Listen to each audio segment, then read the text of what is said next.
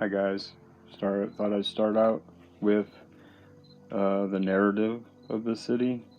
It says here the history of Indiana. St. Joseph Iron Works Company. In 1832, a prospector by the name of William Earl was sent to Mishawaka area by a Detroit businessman,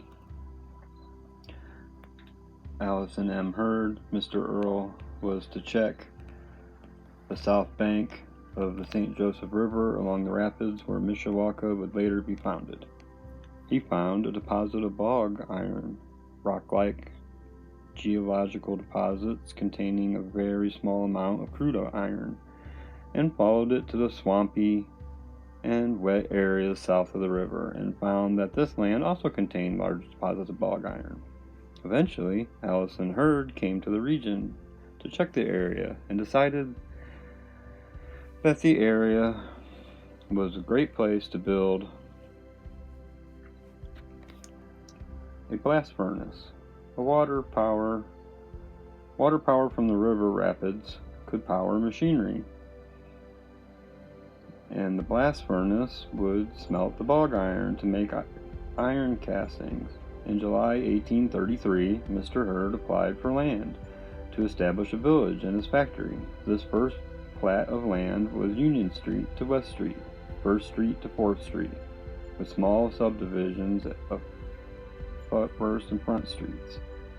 Allison Hurd bought and shipped building supplies for his factory from Detroit and shipped them to St. Joseph, Michigan, then shipped them to the St. Joseph River on keel boats to the site of his blast furnace.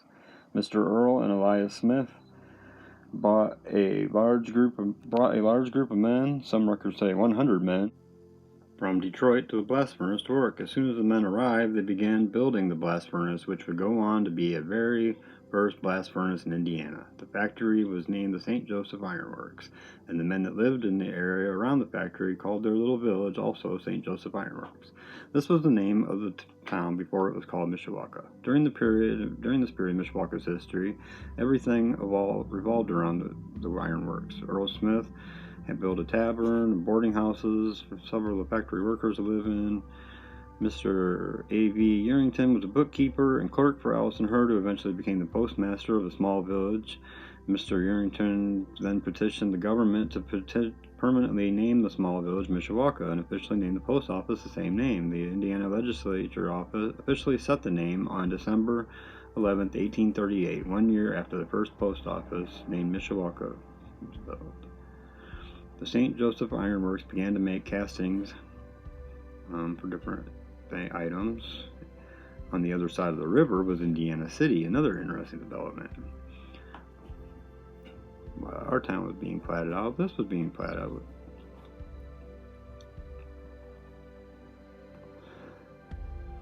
This area that they're talking about here would go on to be Battell Park, which is what I want to talk about right now.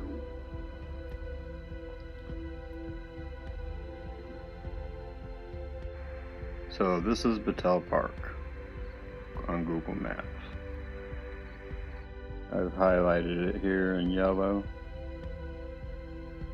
You can see it's a long strip of land. And now I can take you down to the actual park.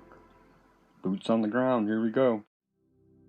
Battell Park, established in 1881, here in Mishawaka, Indiana. What we're looking at here is the band shell, built out of brick, limestone, and copper. It's got a copper dome on it. Imagine that. The open windows, I think, have been replaced. There's glass in there now. I don't think that's original. Got some gargoyle-ish type stuff up there in the corners. Says it was built in 1927.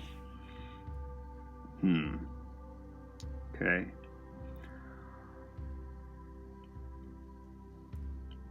Clearly Romanesque, Greco-Roman structure. Got the copper dome. You can see where the erosion has washed the copper down the sides of the brick.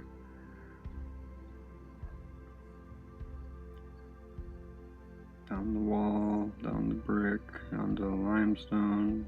I'm guessing this is the limestone part over here. There's some holes within it. Let's check it out. Looks rusty. It's like sand. I don't know, guys. What do you think? Is it just some stones inside there, or I don't know how limestone works. I don't know if that's limestone. Okay, here we go. We got the rock garden. Built in 1936 and 1937 by the Works Progress Administration. WPA built this. There's a miniature mill structure. There's like 5 tiers of pools and waterfalls. And it's a rock garden. But is it really? Or is it really the top part of maybe a star fort? That's what I think. I think this is actually what's left of a star fort. There's obviously some more modern pieces in there, like that water drainage pipe.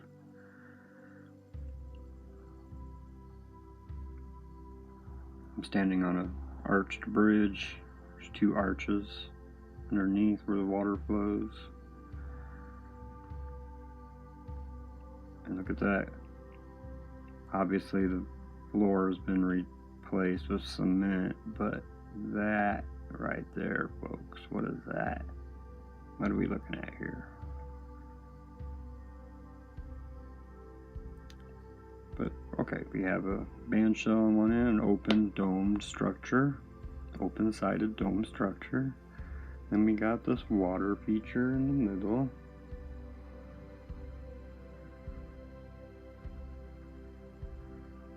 There's the 2 arches that were under the bridge.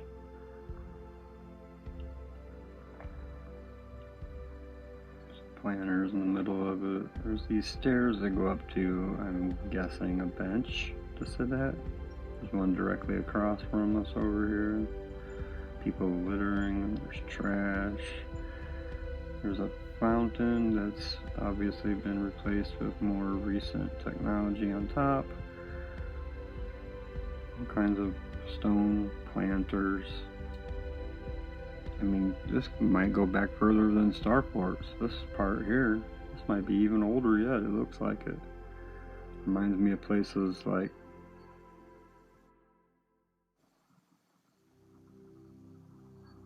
Angkor Wat. Is that how you say it? What do I know?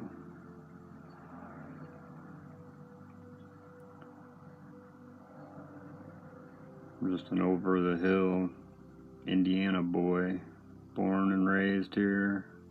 I grew up about 12-15 miles away here in Elkhart, Indiana, which is not as old as this city. Elkhart is known as the motorhome capital of the world. A lot of RVs, RV factories. But really, I mean, what are we really looking at here? Just a rock garden? Or did it serve some other purpose? I don't know. The narrative won't tell you either. Anyway, here we are. This is the St. Joseph River, which used to be miles wide. I'll take you to some information about that. There's in South Bend, which is another few miles to the west of the city.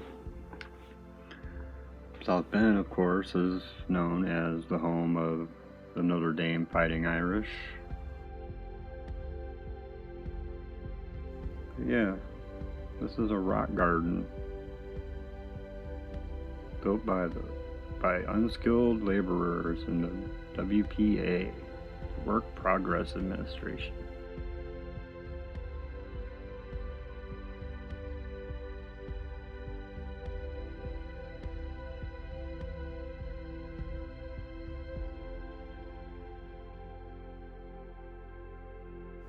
Okay, and here we go.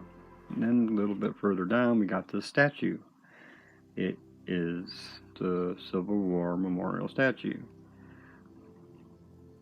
It's made out of bronze. It says it was built in 1884. And then the part goes on a little bit further down this way. Over there on the right, we have St. Monica Catholic Church. And I believe that city block is part of this structure. Because if you add that block to it, as I have here in orange, it forms a key shape. But that is for another video, because I cannot find any information about when this was built. The only information I can find is in 2015 was their 100th anniversary celebrations. So I need to look into this more before continuing. Thank you for watching Stephen Sees TV, the first episode. Please like, comment, subscribe, and share. Until next time, seek the truth.